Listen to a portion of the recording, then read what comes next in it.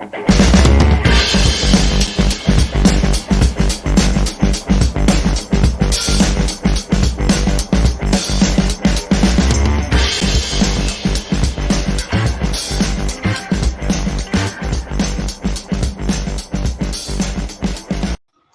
everyone, and welcome to Pro Wrestling Inside and Out Live. We are going to talk about Brad Armstrong on this program. But, Jack, we're also going to talk about there's a debate, and there was a debate, and I think, Jack, you followed it when we did the 100 greatest wrestlers of all time. Caused a lot of controversy. I actually just there's how many wrestlers do you think throughout the years since 1930? How many wrestlers have been wrestling? Oh, geez. I mean, thousands upon thousands. So you would say at least 5 to 6 to 7,000 wrestlers? Oh, I think you could add a zero. Yeah.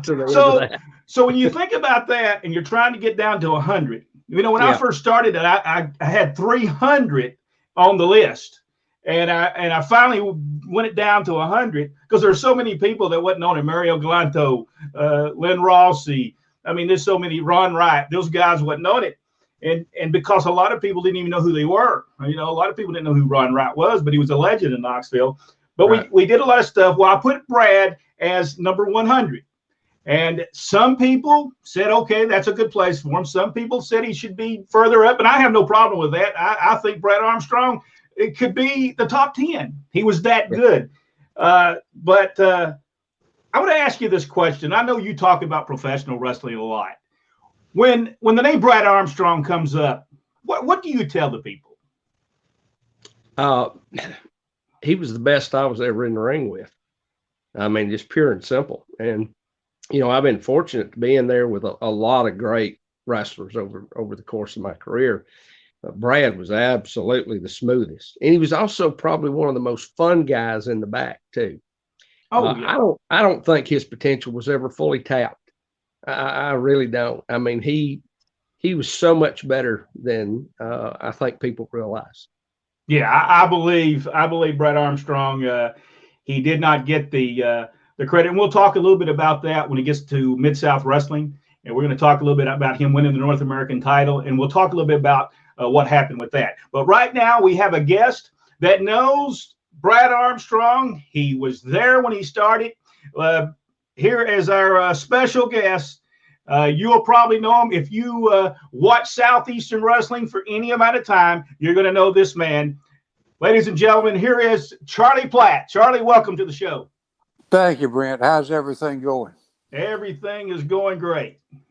Our thoughts and prayers are certainly with the people across the state of Tennessee tonight. That is just been sitting here with my mom watching the news and reports, and what a tragedy, man! I tell you. Yes. Brad Armstrong. I'll go back to what Jack said. Probably, if I had to make a top 10, as far as work ethic and work in the ring, Brad was in the top 5. And I, through the years, from 1976 through the early 1990s, saw a heck of a lot of guys work in the ring. And Brad could work with a broomstick, put the broomstick over, come back in 2 weeks and sell it out again. Yep. That's, I mean, there's, and things like this have been said, and it's a shame, going back to what Jack said, that his potential was never seen. He, down here, I looked at something, and on this particular date in 1984, you know who he was in, where he was on the card in Georgia? Was he not on the top? at that time? He was on the top working with Ted DiBiase. Yeah, because he was the national heavyweight champion, right? Exactly. He was on top with Ted DiBiase. I've looked back at a few things that we did down here, and when he broke in, remembering how good he was from the beginning, work-wise, and watching him mold himself over a period of 6 to 8, 10 months, and to being able to do those interviews that were so important. They call them promos today, but back in the day, as you well know, Brent, there were interviews. They were 2 minutes and 3 minutes long, and you had to fill a lot of time. And the baby faces would take a minute and a half. The heels would take a minute and a half. And it took him a little while to get that. But once he got that, there was no stopping Bradley James. He was the best of the whole family, work-wise. He just, and comedian-wise, as it was said earlier, in the dressing room, he kept everybody in stitches. And if anybody came in with a down night, Brad had a talent of looking at that person, knowing something was wrong, and doing it in the right manner to lift that person up. Yeah. It sure made me look better than I was. He made everybody look better than they were. One of the things that happened down here, one of the first major little angles that he was involved with was Flair was with us on TV. You've seen that episode, I'm sure, Brent. Yes. That Flair was there, and Brad came out, and Flair jumped Brad. And you talk about some heat, man. That was serious heat back in those days. Now, when he first started, I mean, there's a who's who of who he wrestled against. I've got a couple of cards that he was on. Bob and Brad Armstrong versus Randy Rose and Plowboy Frazier. The Super Pro, which I think was Randy Rose, right? Was that who that was? Exactly. It was. Yep. Brad Armstrong versus Don Carson, and this would be in like August, September, October, November of 1980. Brad Armstrong and Norvell Austin versus Randy Rose and Dennis Condrey. Bob and Brad against Rose and Condrey. Saito. I mean, this is a lot of major people for his first couple of months of the wrestling business. Well, you got to remember, and Jack knows this. This was the territory that everybody wanted to come to. The what they call the old Pensacola Mobile territory. You could live in Pensacola, stay out on the beach till 2:00 in the afternoon. Exactly. And make your shot to Birmingham. Come back home, sleep in your bed, and back on the beach the next day. So you had a load of talent that never did get to come in here, that wanted to come in here. And the money was pretty doggone good. You take Dothan. This has been talked about a lot, but I don't think some folks really realize it. And I've done a little research lately. And it's hard to believe, but it's true.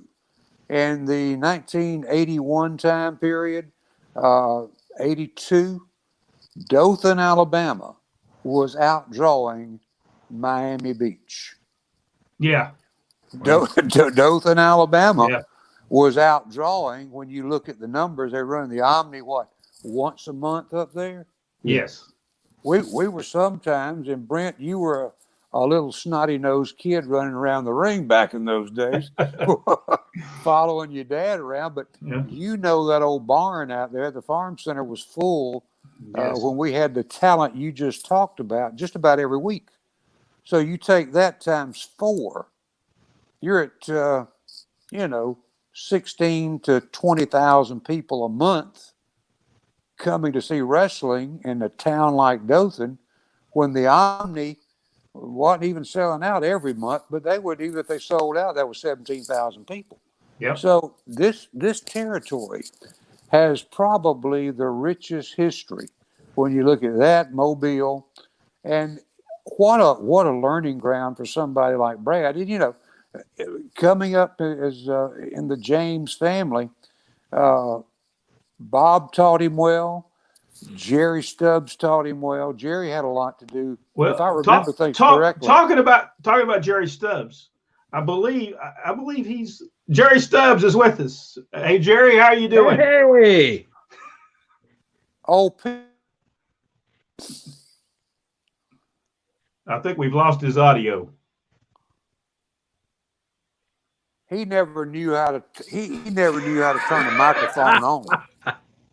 This is nothing new. This is just typical Jerry Stubbs. Yeah, Jerry, I don't think your mic is working.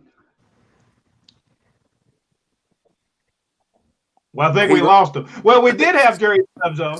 Maybe he'll come back, but no, Jerry had a lot to do with the career of Brad.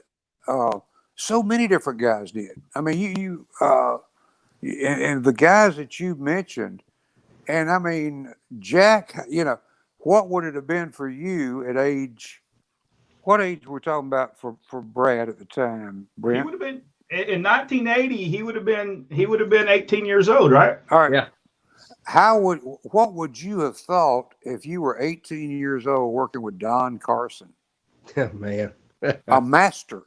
I mean, yeah. Ron Fuller and I were talking about this yesterday on the phone, and he was preparing for a studcast. And he's gone back, and he said in 1976, 3 guys that drew more money in Knoxville, Tennessee, in that Knoxville territory than he ever thought about was none other than Don Carson and Dick Dunn and Leon Baxter. All 3 of them we've lost. Yeah. But they were the superstars. Leon and Dick were the superstars. And Carson was working the deal with the peanut butter glove and everything. And he said the money those guys drew and the sellouts they had and the outdoor amphitheater, he said he just never, until he went back and looked at some things that Bo James had put together, he never realized how great they were. And they were all talent from right here, except Don up in Cleveland, Tennessee. He came from Cleveland, Tennessee. Yeah, right where I'm from. That's where I'm at right now. Jerry, did you? Is the audio working now? I don't think his audio is still working. Yeah, Jerry, I don't think your audio is still working for some reason. It was working when you first came on, though, wasn't it? I think it was working. So I don't remember if I heard him or not. I don't think I heard him down here. Yeah, he's definitely have some audio problems. Let me ask you this about Brad. When he first started, everyone said that he was as good as Bob was. And then years later, was Brad that good when he first started? Jack, you get the heat. I don't want it. Go ahead. Well, I didn't meet Brad till 85, 86, I guess. And I'm telling you, by then, he was a well-seasoned veteran. Of course, guys got that status a lot quicker back then because you worked all the time. But man, I've never heard anybody say anything about Brad not ever being able to work at any point in his career. So I'm assuming he probably started off pretty darn good. Now, was Bob the only person who trained Brad, or was he trained by other people?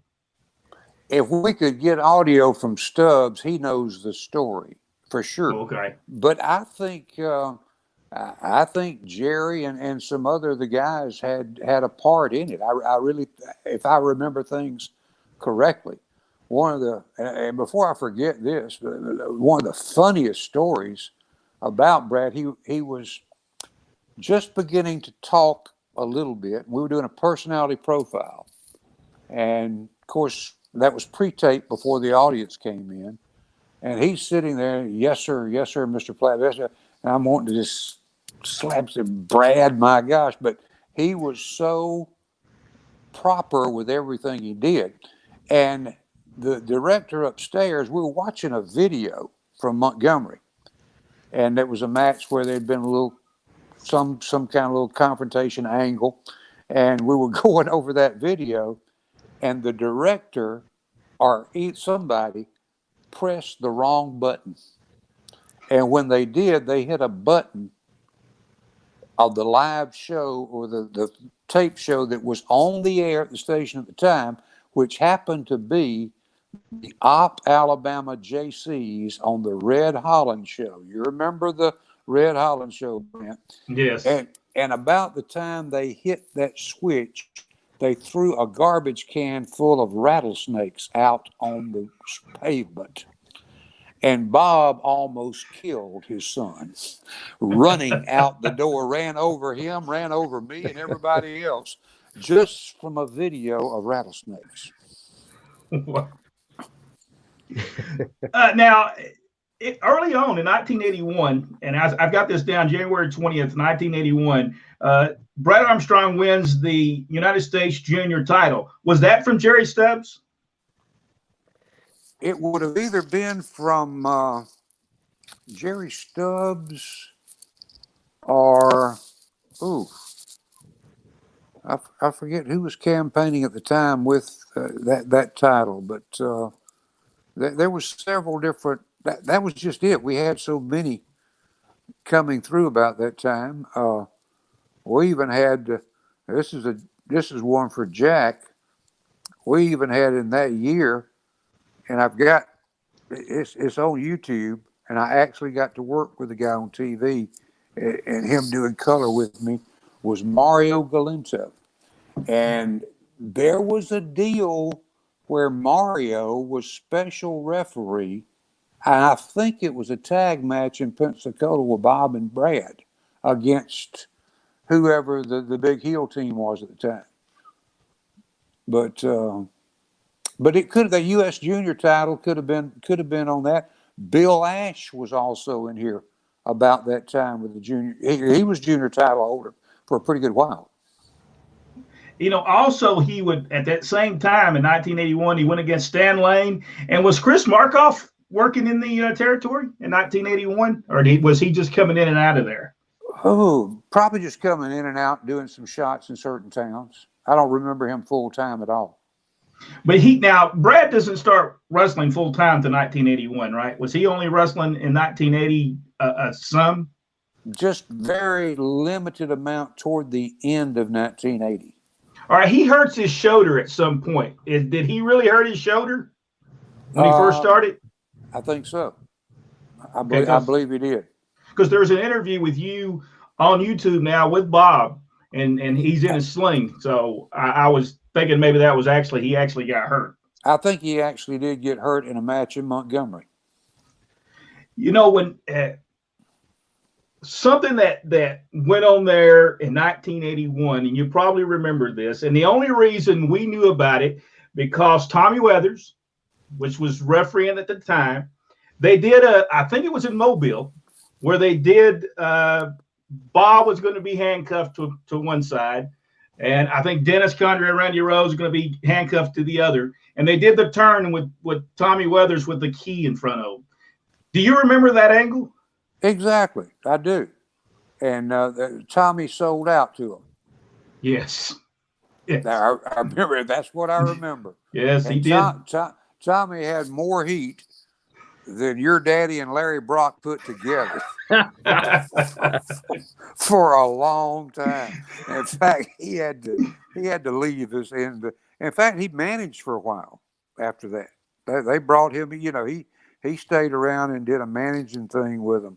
But you bring that up, and I remember it. Yes. And how important was that? Because they were drawing Bob and Brad against Dennis Condrey and Randy Rose. Didn't that go on for about 6 months? It went on for a pretty good run. Sure did. It drew. I mean, there was what people don't understand. They were selling out the Boutwell Auditorium. They were selling out the Dothan Farm Center. I mean, they were going to Mobile I guess they was running the Expo Hall at the time. They were selling it out. I don't think people realized how much Brad and Bob on the main event against Dennis Condrey and Randy Rose was packing them in. Exactly.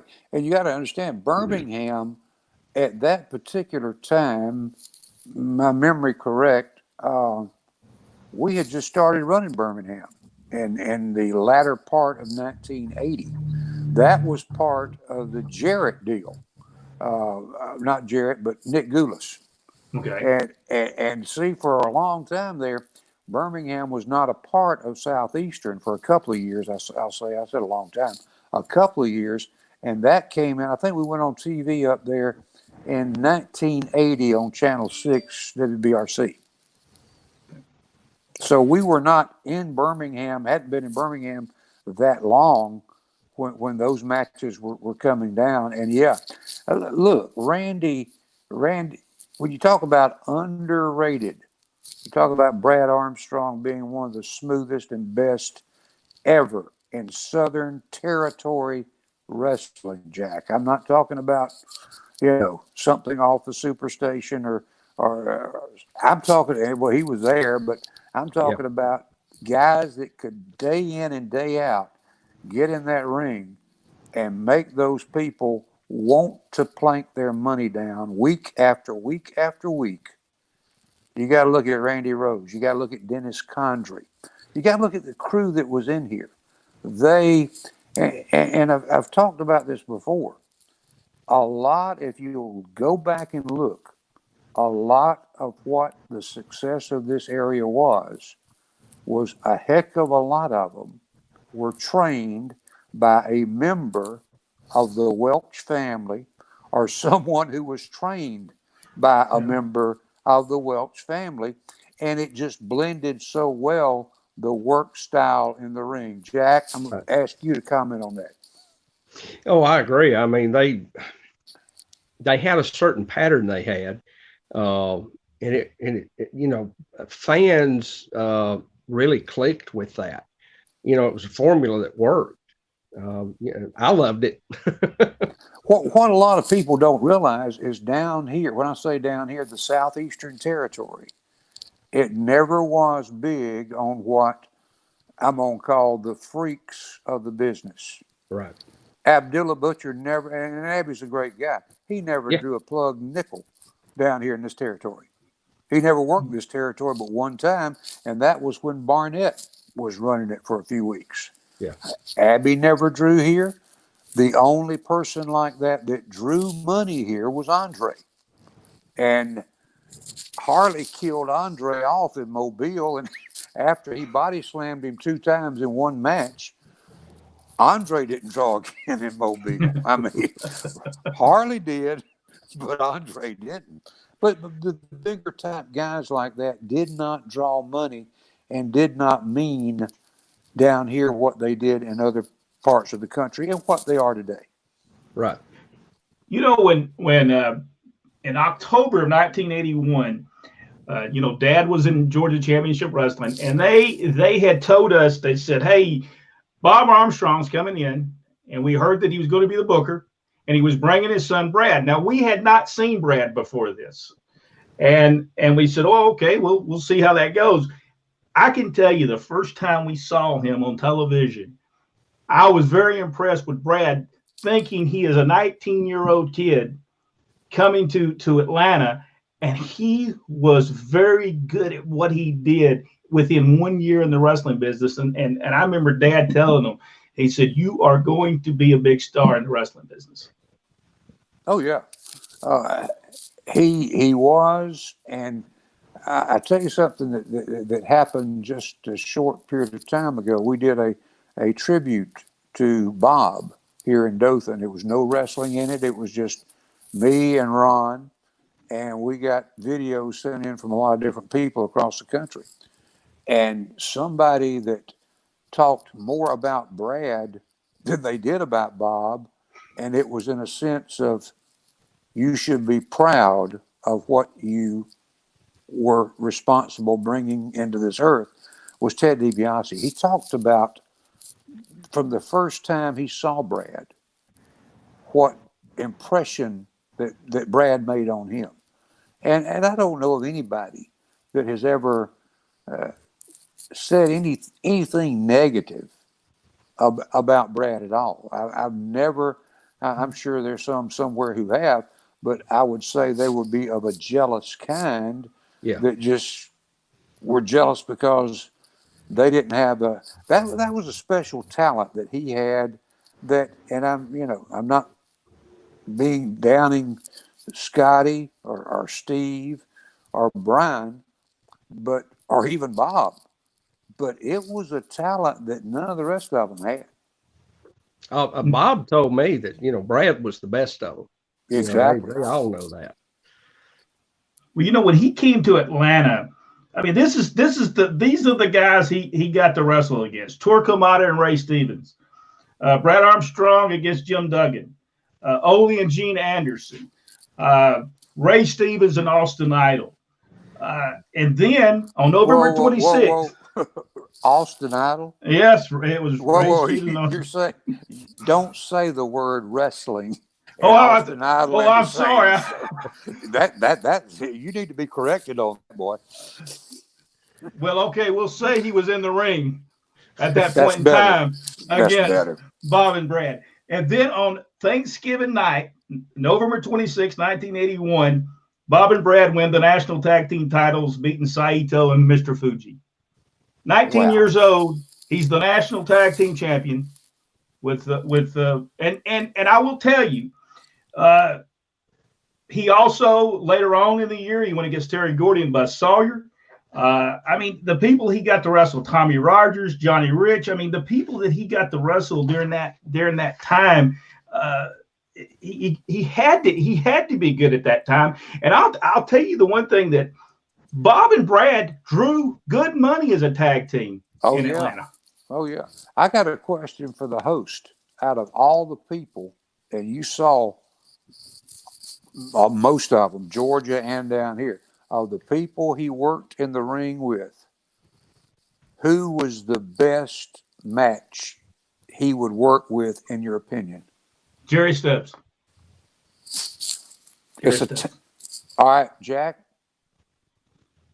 I'll have to say the same thing. I was actually during the early 80s, I was in Germany. So I've had to go back and watch this YouTube stuff. And when I find those matches, that's what I watch. They were great. In that 80s period we're talking about there with Jerry and Brad, I agree 100%. That was my man. But there's another one that comes in a close second. Tom Pritchard. Oh yeah. Oh yeah. Tom's kind of in a class by himself too, like Brad, I think. You put those two in the ring together, and you watch the audience. And I had a hard time watching the audience because I was watching them. And there again, Brad and Jerry are two of the guys. You're part of the business like I am, like Brent is, like Jack is. You don't go out there and watch every match. Mm-mm. But when certain guys go to the ring, you want to see what they're going to do with different people. And Jerry, I hate to say this about him, he's kind of like Brad. He can work with a broomstick. Yes. And make the broomstick look real good. I tell you what, the talent, though, going back to it one more time, and the talent we had down here was just, you could not compare the roster here with rosters in other parts of the country and territories. No. It was a mismatch with a lot of other territories that you would look at, but down here, from the opening match to the main event, it was all quality. Yeah, I agree. It was unique because Georgia Championship Wrestling didn't have that. They had probably one or two matches on the card, the main event and the semi-main event, but the rest of the card wasn't stacked like it was in Southeastern. Well, yeah. Another part of that is going back to Bob and his booking, and Ron and his insight of the business being handed down for generations. They made everybody on the card through television. We did the TV matches, and everybody had a little part in it. Some angles were bigger than others, but everybody played their part. And down here, you could get beat on TV, and 2 weeks later, you were second from the top or main event. I've seen it many, many times. I just found a picture. I don't know if y'all will be able to see this or not. See if you can see this. I just sent a picture of.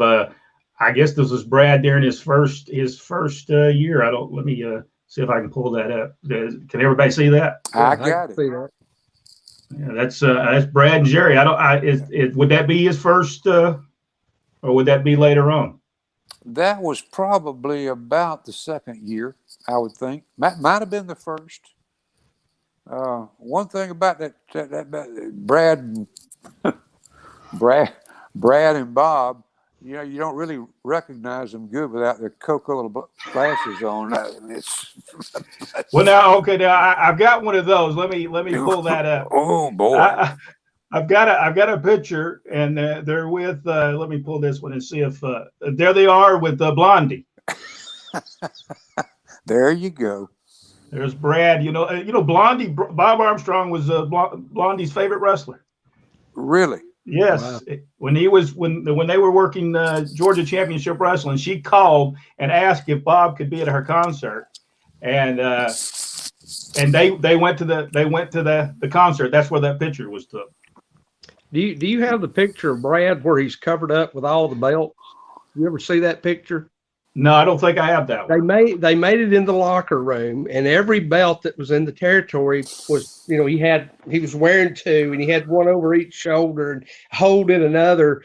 And the little caption somebody wrote on it was, I think the Booker's son's getting pushed too hard. And I remember seeing that. I don't remember where, but I remember talking with Brad about it, and he said, "Yeah, that was a rib, that they pulled on Bob at the time." Going back to what Jack just said, being in the position that I was in, I would, be in both dressing rooms, and I never heard any of the boys criticize Bob for anything he did booking with Brad. No. I never, and I think it was out of respect because Bob did not push in a way that maybe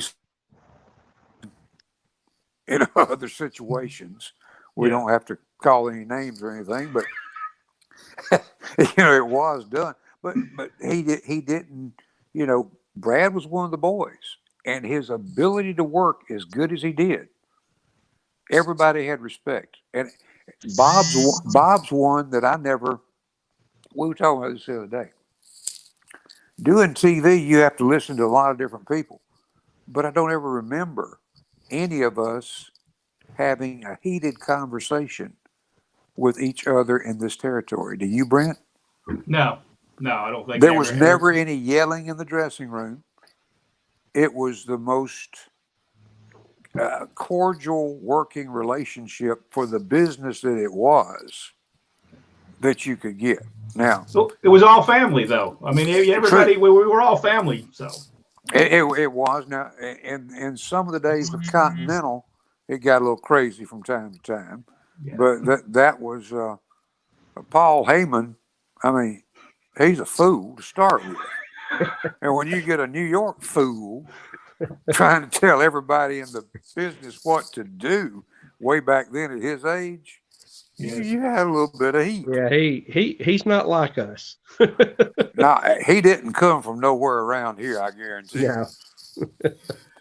When Bob was going to go back, I guess he was going to come back to go back to Alabama, and I guess he was going to take over the booking back in Alabama.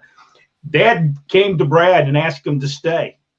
That he was in Georgia, and he said, "Listen, I think you should stay here. I don't think you should go back. I think this is you need to stay here." So and I don't blame Brad for not leaving, because at the time Brad was making between $600 and $1,500 a week in that Georgia territory. So not bad for those days. No, yeah. it was pretty good for those days. So I don't. But at some point he comes back to it. he did come back, and it was in an angle where he was supposed to be there, and he wasn't going to be Bob. I don't know if he was going to be Bob's partner or what the deal was, but his flight was delayed, and he comes in at the last. You remember that, Brent? He comes in at the last minute. Am I right on that? I think so. Yep. Yeah, and it was where's Brad? Where's Brad? Where's Brad? And I believe it had to do with the nightmares, maybe. I don't remember really. It's out there. I remember. It's on YouTube. I saw the episode maybe a year ago, but that episode is out there, and it was he comes in and saves the day at the last minute. All right, now he does come back later on and does an angle where Bob is on his way of turning heel, and he actually slaps Brad on television. How important was Brad to Bob's turn? I know it was important for him because I think he also slapped you.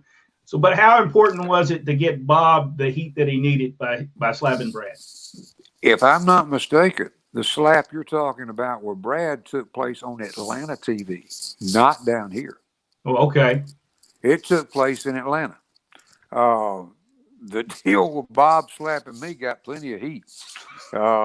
It was probably one of the hottest angles ever done because nobody had ever laid a hand on me. And, sometimes the moon, the stars line up just right. The day before we did that angle, we had built up the heat with Bob and I for a matter of 2 or 3 months, and I just got to where I would get up and leave the announcing table. And what happened was my firstborn child, was born on a Friday.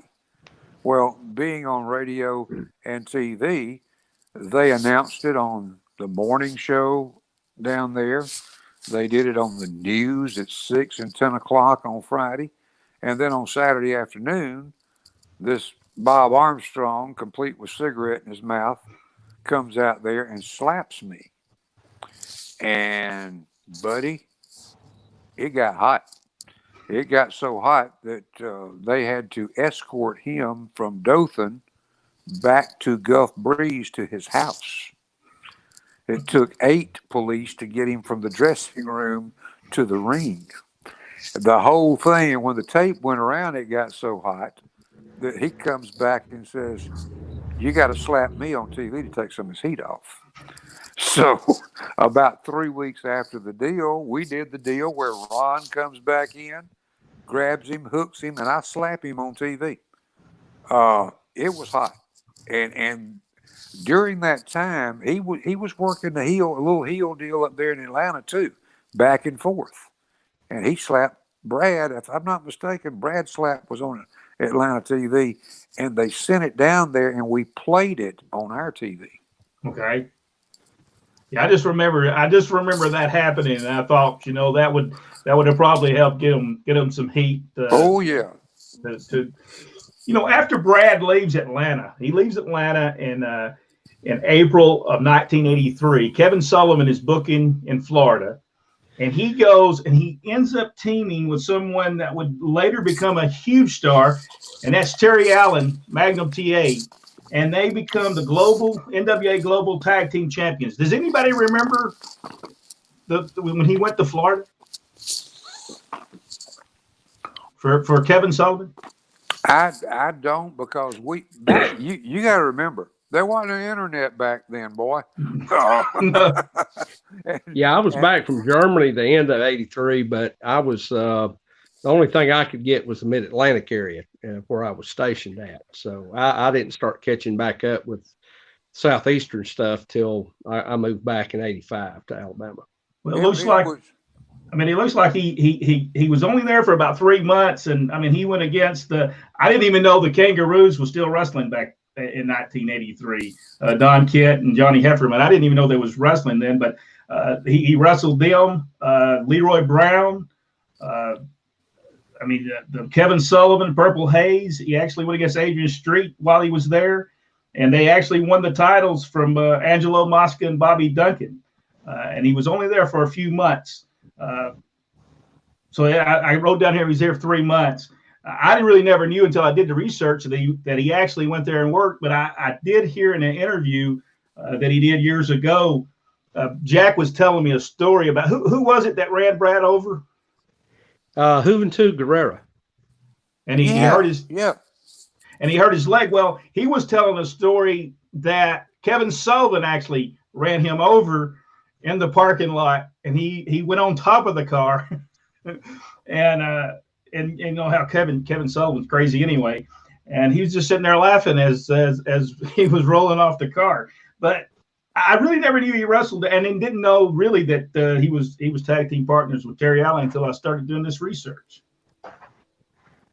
There's so much that when we go back to that time period you're talking about, that unless you were in that particular area, Jackie didn't know anything about it. Even us as close as we were to Florida, we ran the Northwest Florida Panhandle, of course, but we didn't know what was going on down there. We didn't know what was going on in Memphis, and we were fortunate enough that TV was to the point to where Mobile, you could run basically the same match in Dothan. You could run the same match in Montgomery, because there wasn't the TV in Montgomery was a UHF station, and it didn't get out as far. And then Birmingham was WBRC Channel 6, so we could run all the same card in Dothan, Montgomery, Birmingham, and Mobile. We switched up for towns like Pensacola that caught a little bit of both sides. And of course, you had to run something different anyway. But those towns that maybe caught the same TV, we would run a different card for those spot show type things. Right. But you run one match, one card all the way around the territory. Didn't Ron Fuller, didn't he turn down a lot of magazine coverage too for that very purpose, so that exactly people didn't know what was going on? I'm glad you brought that up, because that was something that I was reading a story on Bill Apter and all these people praising Apter for this, that, and the other. And I thought, well, we never got into any of the wrestling magazines in our day. We had the best talent, but he would not allow it. He wouldn't allow them in the building. I mean, looking back, that was smart business. Oh yeah, it was smart business. That might have been why we were drawing the big crowds that we were. Yeah. We kept kayfabe, and it was a protected industry. It was a protected business. We gave their fans more than their money's worth, but we didn't take Santa Claus away from the kids. Exactly. Does that make any sense? It makes perfect sense. When you take Santa Claus out of the picture, that was the first big spike in the coffin. Yeah. Yes. Well, I've always said, people knew, a lot of people did, but that didn't mean they wanted you to tell them. I always said that 75 to 80% of the people who came and paid their money every week to see the show knew in their heart that it was a show. Yeah. But it's like you said, they didn't want to hear it. And the thing that I'm so proud of the guys, and I'll go back to your Randy Rose, your Jimmy Goldens, your guys that took, Dennis, those bumps and everything they took. Never a night went by at that farm center that even the biggest skeptic, or the person that thought, well, it's just rehearsed skit they're doing. Yeah. You'd be at the door when they leave, and you'd hear them talking to each other and saying, "Boy, did you see that? What happened to Jack Lord tonight? Man, that Condrey boy, he hurt him." A friend of mine, Mike Mason, and I were talking the other day about that. And, for us, and I think for most in the industry, the greatest compliment that I ever got was when a fan would come up after a show and say, look, I know it's a show and I know y'all are friends, but you really got mad at that guy. You really tried to hurt that guy tonight. You got my point. And that's was, it. And Brent knows it because he lived it down here. The heat sometimes when you would be, you would look for a place to go hide because the heat sometimes when the matches were over were I mean, on the full moon, let every baby face win on the card because if you were in Panama City or in Harlan, Kentucky, you get hurt. Yeah. What was it Johnny Valentine said? I can't make you believe in wrestling, but I can make you believe in me. That is a great quote.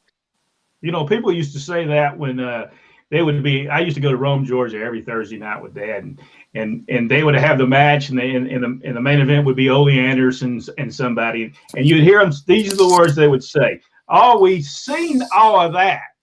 That wasn't real." But Ole Anderson's coming up, and this is going to be real. They believed everything that Ole Anderson did. Exactly, and there were several folks down here, and Ron would fall into that category. Bob would fall into that category. There's several of the guys that when they went to the ring, folks, this is real, and that's. All those wraparounds that he gave folks, you know, you know what I'm talking about. Well, you know what? The reason the people believed that everything Ron Fuller was doing was real because the guys he was working against figured out that everything he was doing was real. Exactly. Bob told me one time he never went to the ring without taking at least 3 Tylenol because he knew when the wraparound came, he was going to feel it all the way down to his toes. Well, you know, really and truly, Ron and Bob both probably needed some contacts while they were in there wrestling each other. Ooh, you know, it's amazing that they worked I mean, that's why they hurt each other. I guess they had to work so close because they couldn't see each other. Yeah. Yeah. I never had any tight punches from Bob, but those chops. Woo!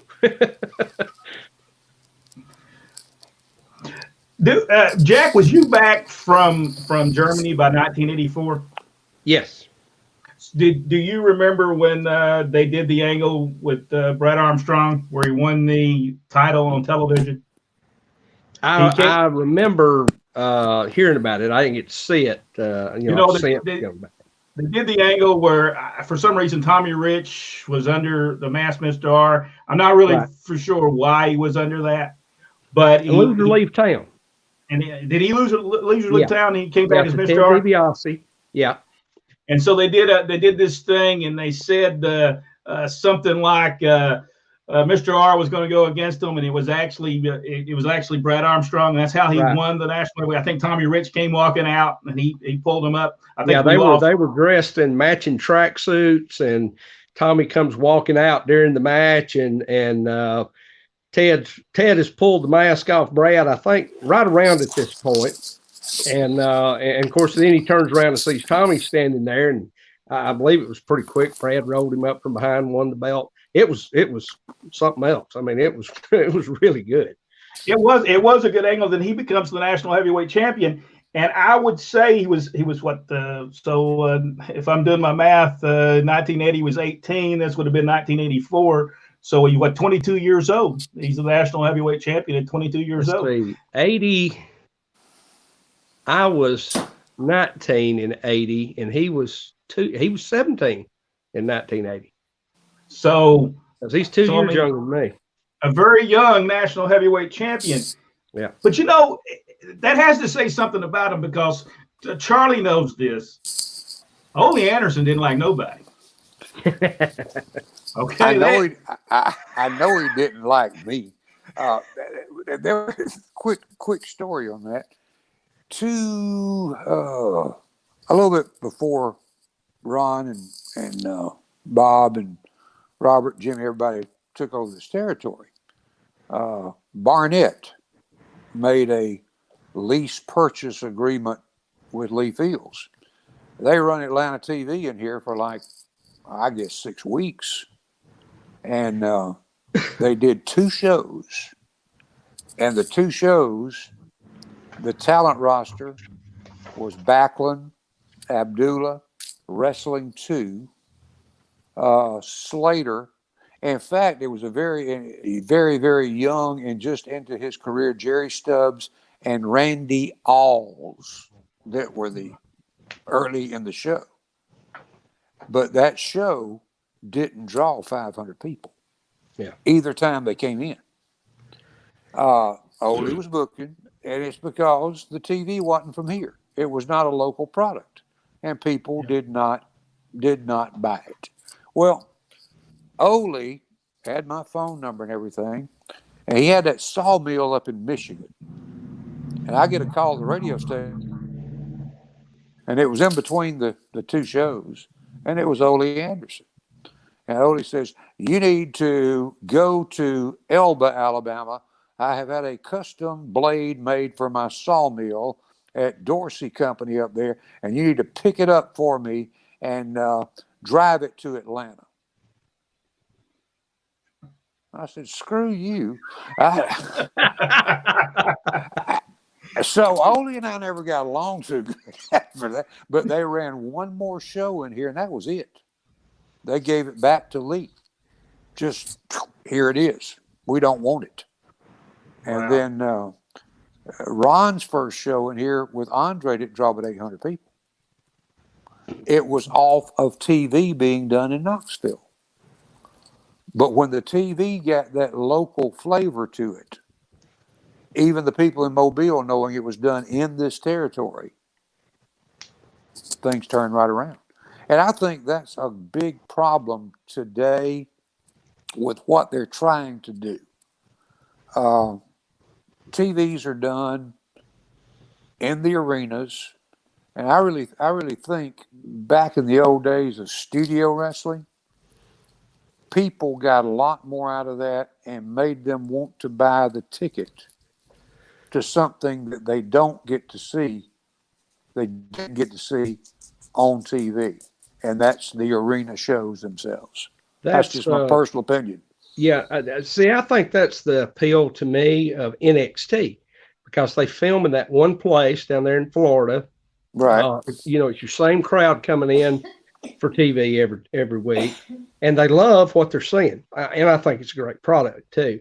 But I don't think they draw very well when they're out touring, per se. I don't know. I haven't checked numbers in a while.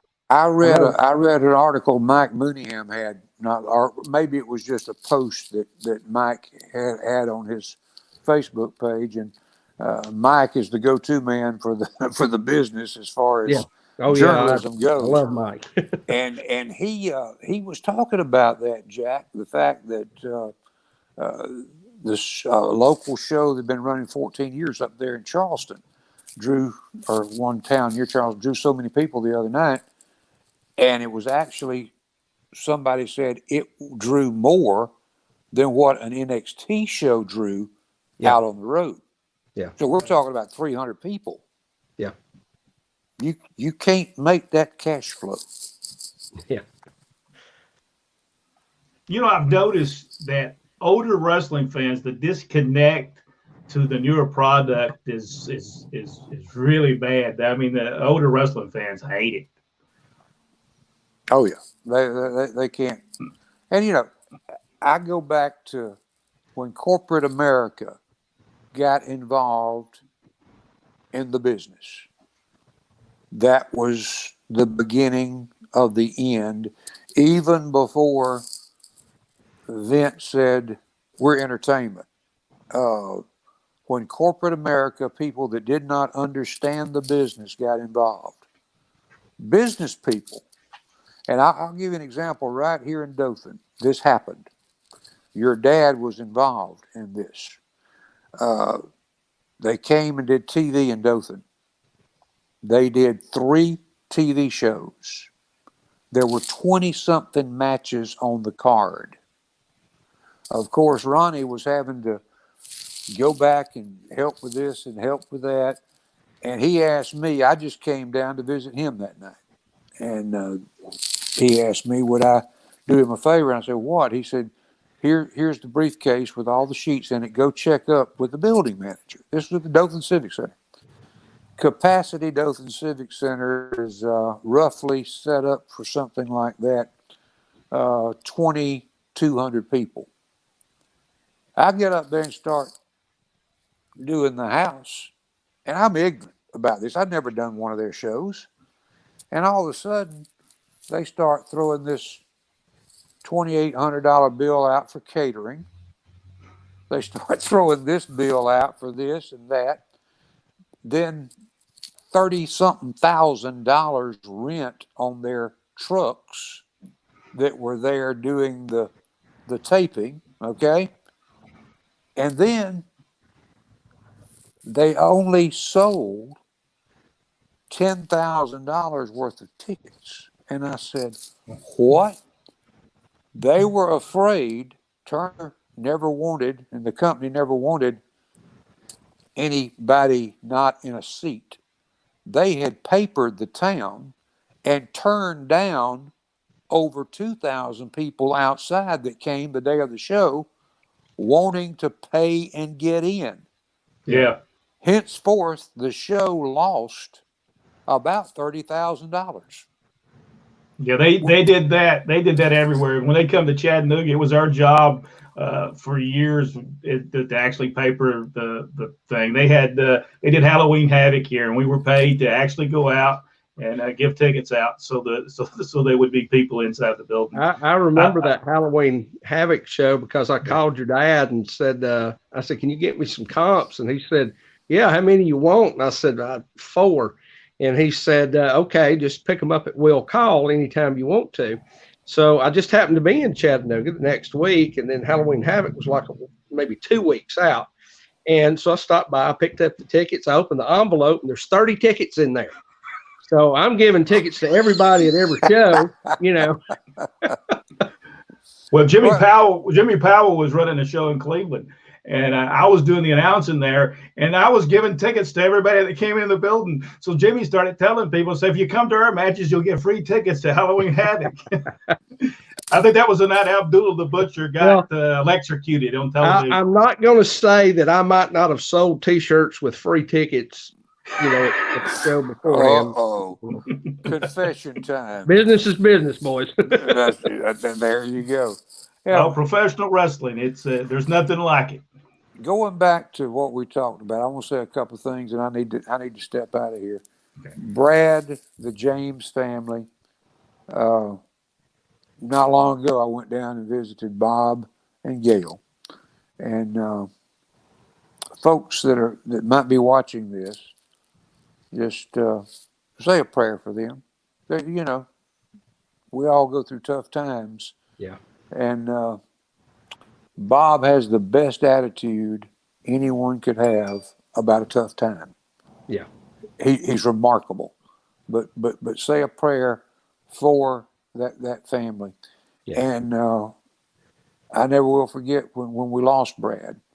That was a tough trip. I had open heart surgery in May of that year, and that was one tough. I didn't have to have. They didn't need to do any further stress testing on me after that. If the graphs held during that event, I knew I was good. Yeah, I think that was the last time I saw you was at the funeral. Probably, yeah, might have been. And we have lost so many great friends, and at the top of that list as well is your dad. Ronnie was one of those guys that never had an argument with. We had disagreements, but we never argued. We'd just say, hey, back and forth to each other, but there was never any heat. Right. He was the most obliging person to work with and to be around that anybody would ever want to deal with. And Brent, you know how much I loved him. He was a dear friend, and I miss him. And a lot of these reunions, like the Mobile reunion and some of these things, I kind of got to where I hate to go to them, Jack. Yeah, because all those close ones, they're not there anymore. Yeah. Ron and I talk to each other every week or every couple of times a week. And for all of us old timers in the business that worked together and got along together, and there's only a handful that I didn't get along with, and they know who they are. But for all of us who did get along, and Bob and I never end a conversation, and Ronald and I never end a conversation without saying, love you, man, because we did a lot of things together that we never knew what we were doing when we were doing them, and setting the stage for big things that were done in New York. Uh, we pioneered a lot of things, not knowing that we were doing it. If we had known we were doing it, every episode of Southeastern Championship Wrestling would have been archived. Yeah. Same thing with Continental. Same thing going back to the old Gulf Coast days. All your territories would have done it. For pricing purposes, we recorded over those tapes every week. People come up to me all the time and say, hey, I know you've got a big collection of tapes. I said, I don't have any. Yeah. You don't either. I mean, we've got a few snippets that we've got off of YouTube and things like that. But man, there were some things that went on in the TVs that didn't get saved. Of course, you couldn't play them today. You'd get put in jail for some of the angles we did. The old Charlie Cook stuff. I mean, you just couldn't do that again. Well, but for me, I was just blessed to get to work with the best of the best in the business. Yeah. For me, that's been kind of advantageous because my booking style is I redo a lot of those angles. Oh, and nobody knows about them. So send us a check if you don't mind. You know, in wrestling, nothing is new. Everybody goes back.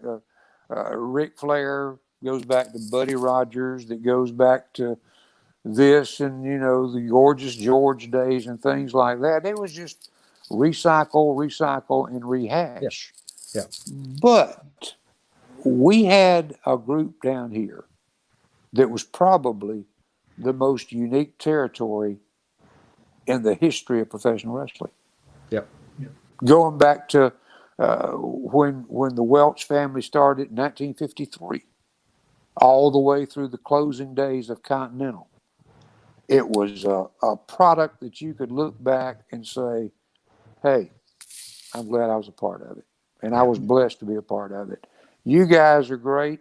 Brent, anytime, give me a call. And Jack, good to be on with you tonight, sir. Good to see you too, brother. Thank you, Charlie. Y'all have a good one. All right, bye. It was good to have Charlie on here. Charlie is a legend, and anybody that watched Southeastern Wrestling, you know, I've kept in contact with Charlie mainly through Cole Brothers Circus when I was promoting there. We went every year to Dothan, and I always hang out with Charlie while I was there. I want to finish up something. I want to finish up a little bit about Brad's career. I want to talk a little bit about the national heavyweight title reign that he had. He would go against people when he won that title. Here's a list of some of the people that he would defend the title against: Jake the Snake Roberts, the Spuller, Larry Zbyszko. I mean, the list it goes on and on. And I was trying to touch on something. You know, I was touching on a little bit of that. The thing about Ole, it's for Ole to give Brad Armstrong that push. That had to be Ole really had to have a lot of confidence in Brad. Yeah. I mean, I don't think that.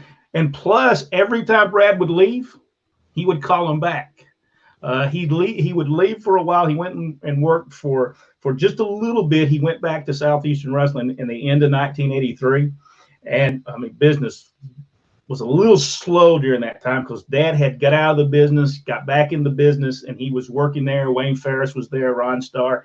I mean, business was bad, So I don't blame Brad. He stayed there for about 2 months, and he left and went back to Atlanta. And he had a good run in 1984. I think Brad that was probably his biggest run he had ever had. So but then when he gets to North American, he wins the North American title. When he leaves there, he does go to Mid-South Wrestling, and I think we need to pick up there on the part two because there's a lot about Brad winning that North American title. Some people say he wasn't a good North American title holder, but he wasn't given the chance to be a good North American title holder, and I want to talk about that and kind of get the people how Brad got there. And why he got there, and the reason he came right in and became the North American title. There's a major story there, and we'll pick that up on the next episode. And we'll probably do it in the next few weeks, and we'll talk about it. But next week we're going to talk about Bill Superstar Dundee. Yeah, this man. There's some stories about him. We'll see if we can get a couple of special guests on. I do want to thank a couple of people. I want to thank Chad Wheat. He says, "Hey, I'm in Rome, Georgia now, and remember those days." And I think, Jack, don't you have wrestling matches in Rome, Georgia now? Yeah, we do. KLT Promotions at 2561 Shorter Avenue. March 14th is our next show. All right, so get down there, Chad, and see that wrestling. It's old school wrestling. It's what you like. So get down there. There's a Rodney West. That is an awesome interview. I don't think that's my brother. I'm not for sure that's my brother, Rodney West, but it could be. But, close enough. It could be, but I'm not for sure. Also, I want to thank K. King Sr. He said, Brad Armstrong, in my opinion, should have had a TV or U.S. title reign, had one of the sweetest drop kicks in the history of the business. And I would agree with him with that. He did have a good, and the worst drop kick in the history of wrestling, Michael Hayes. I've had them both. Oh man, Michael Hayes and his drop kick. But anyway, Chad, thank you so much. I want to thank everyone for being a part of this show. I do want to tell you, if you're watching on YouTube, please subscribe. Hit that subscribe button. And if you're watching on here, please share it. And right now, I want to tell you the 100 top greatest wrestlers of all time. Leave your comment. This show will be airing for the whole week. So leave your comment of who you think should be on the top 100. Jack, thank you so much. We'll see you next week right here on Pro Wrestling Inside and Out. And thank you very much, Jack.